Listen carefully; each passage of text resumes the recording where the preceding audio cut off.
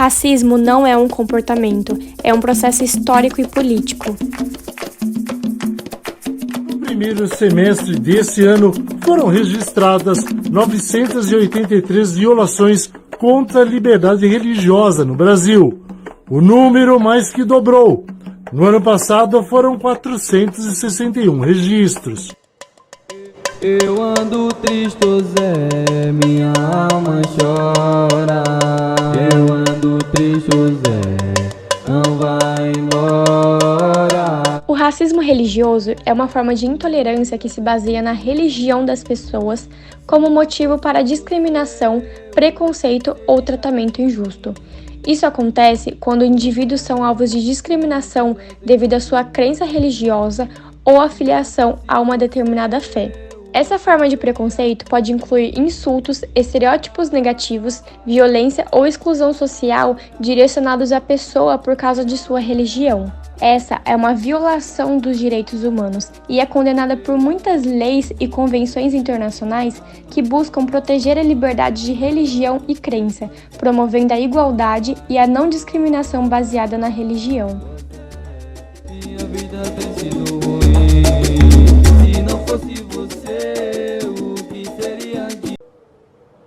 Vou descendo o morro dizendo um velho ditado: é melhor andar sozinho do que mal acompanhado. Esse é irmão, desse é um conselho que eu te dou. Confie em qualquer um é falado. O racismo religioso, muitas vezes vinculado a conflitos religiosos e discriminação, também tem uma história marcante. Alguns fatos históricos relacionados ao racismo religioso, entre eles tem a Inquisição Espanhola de 1478 a 1834, pogroms na Rússia, século XIX e XX, perseguição aos Bahá'ís no Irã, século XX em diante, perseguição religiosa na Índia pós-independência, conflitos na Irlândia do Norte, décadas de 1960 a 1990, islamofobia após 11 de setembro, início do século XXI,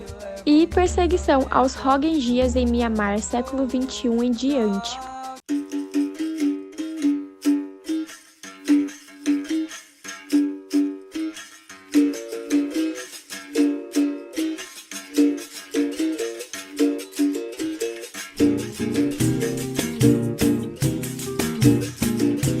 A presença histórica da violência nas vidas dos africanos brasileiros que, ao enfrentar a escravidão, encontraram nas religiões africanas como o culto aos orixá, uma fonte de resistência.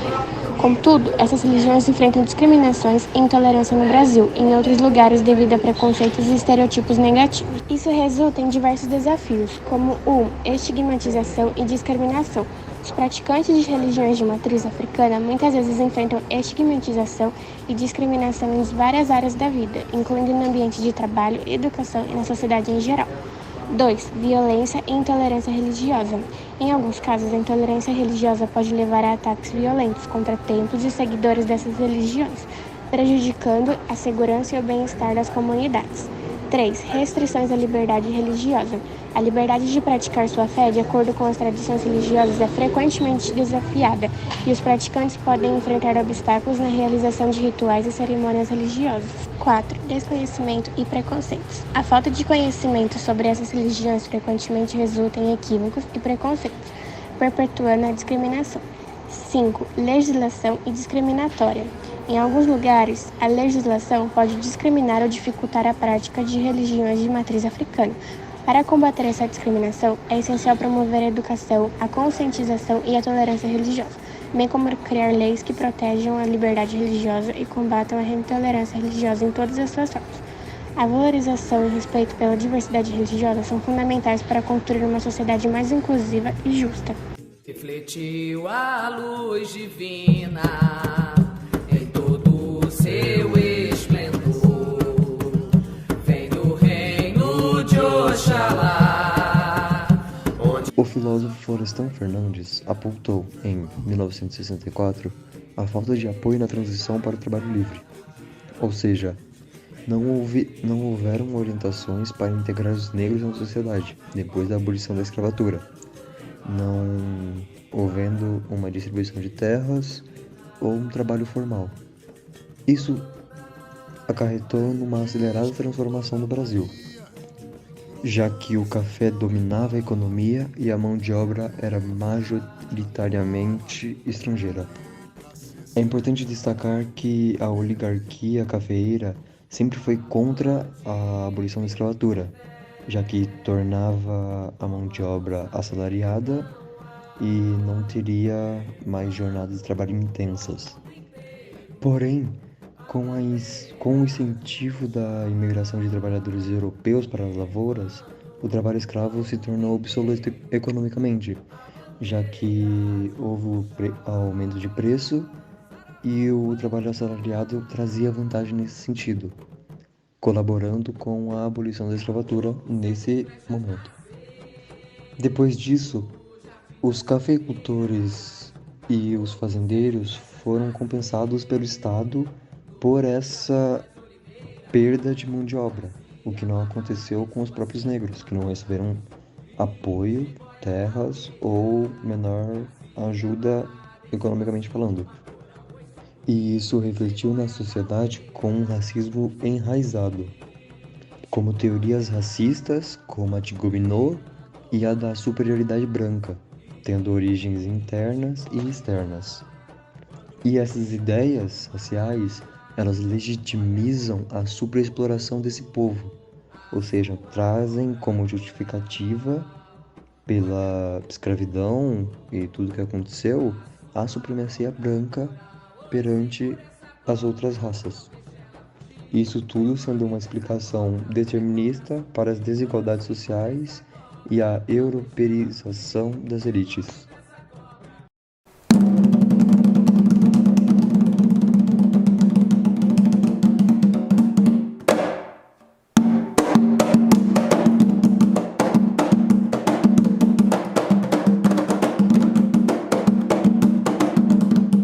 Gilberto Maringoni diz que a campanha abolicionista no fim do século XIX mobilizou muitos setores da sociedade brasileira. Porém, após 13 de maio de 1888, os negros foram abandonados sem a realização de reformas que os integrassem socialmente. Por trás disso, havia um projeto de modernização conservadora, que não tocou no regime do latifúndio e piorou o racismo como forma de discriminação. Essa história de tragédias e preconceitos ainda persiste, infelizmente, no Brasil. O sociólogo Florestan Fernandes destacou, em 64, a falta do apoio na transição para o trabalho livre. O descaso ligado à libertação é atribuído ao avanço do capitalismo, tornando o trabalho escravo ineficiente para o desenvolvimento do país. No século XIX, o preconceito racial abolicionista, enraizado na ideia de superioridade branca, tem origens internas e externas.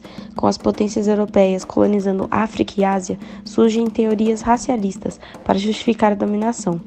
A superioridade racial torna-se uma justificativa para a ordem imperial e exploração de outras etnias. Essas ideias raciais legitimam a superexploração, mesmo em países periféricos, como uma explicação determinista para as desigualdades sociais e a europeização das elites. Na década de 1880, a escravidão no Brasil estava concentrada nas regiões mais modernas da economia. A região sudeste, produtora de café, abrangia a maioria dos escravos, enquanto outras regiões tinham menos. O país incentivava a imigração de trabalhadores europeus para as lavouras, coexistindo com escravos. Com a ascensão do capitalismo, negócios ligados à exportação de café transformaram a oligarquia agrária em uma burguesia. Após a Lei Áurea, em maio de 1888, a República surge 16 meses depois, trazendo consigo contradições. A abundância de mão de obra imigrante transforma os ex-escravos em um vasto exército industrial de reserva, sem poder político na jovem república. Os fazendeiros são compensados com a importação de mão de obra europeia de baixo custo, financiada pelo Estado. Ainda no final do século XIX, surge uma campanha organizada contra a escravidão no Brasil, iniciando em 1880, com a fundação da Sociedade Brasileira contra a Escravidão. Debates parlamentares sobre a libertação geral começam em 1880, e após a libertação dos negros no Ceará, o movimento abolicionista se intensifica em várias províncias. O Brasil no final do século XIX, passou por rápidas mudanças com o café, dominando a economia desde 1840. Após a Guerra do Paraguai, em 70, a agricultura de exportação prosperou, atraindo capital estrangeiro, especialmente inglês, para a infraestrutura e atividades relacionadas à exportação. A supremacia britânica foi marcante nesse período, com a América Latina recebendo investimentos significativos na década de 1880, impulsionando a expansão da rede ferroviária argentina e atraindo um grande número de imigrantes para a Argentina e para o Brasil. Larissa Manoela sofre ataque religioso da própria mãe Silvana Tax após desentendimento no Natal de 2022. A advogada Sônia Ferreira Soares, coordenadora do GT de Crimes de Ódio e Intolerância da Comissão de Direitos Humanos da OAB do Rio de Janeiro, explica que a nova legislação prevê também um aumento da pena em 1/3 ou metade quando o racismo for recreativo, ou seja, camuflado como piada ou brincadeira. Silvana, numa mensagem, expõe: que você tenha um ótimo Natal aí com todos os guias dessa família macumbeira. KKKKK, símbolo de risada. O que representa o deboche presente nas mensagens pode ser enquadrado nessa situação. Essa lei foi um marco legal fundamental, diz Sônia, que representa a OAB. Foi um elogiável avanço no sentido de endurecimento de crimes de racismo. Liberdade religiosa é o direito de todos. Diga não ao racismo religioso.